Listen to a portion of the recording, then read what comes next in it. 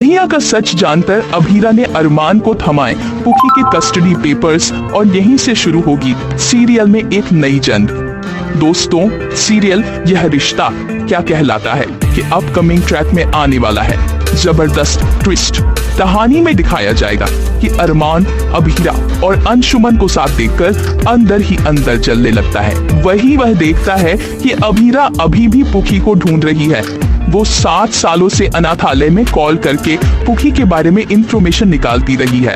इसी गिल्ट और पछतावे में वह फैसला करता है, क्या मुझे अब सच बता देना चाहिए? क्या पता अभीरा उसको माफ कर दे। शायद मैं अभीरा और माहिरा फिर से एक हो सकते हैं। अरमान फिर एक दिन अभीरा से कहता है, मुझे तुम्हें कुछ बताना है। अभीरा बोलती है, माहिरा गीतांजलि के बारे में। अरमान बोलता है, नहीं, पुखी के बारे में। अभीरा शॉक हो जाती है। तभी अरमान कहता है, अभीरा माहिरा ही पुखी है। शुरुआत में अभीरा को लगता है कि शायद अरमान ने पुखी की जगह किसी और को दे दी है और अब वो झूठ बोल रहा है। लेकिन अरमान सच्चाई बताता है। 7 साल पहले जब तुमने पुखी के पोस्टर लगाए थे, उसी के जरिए मुझे वो मिल गई थी। लेकिन मैं गुस्से में परिवार से नाराज होकर पुखी को लेकर माउंट आबू चला गया और तुम्हारे पास नहीं लौटा। ये सुनते ही अभीरा के होश उड़ जाते हैं। उसके पैरों तले जमीन निकल जाती है। वो अरमान को जोर से धक्का देती है और कहती है, तुम्हारी हिम्मत कैसे हुई? तुम्हारा मतलब है माइला ही हमारी पुखी है। तभी उसको माहिरा के साथ बिताए पल याद आते हैं।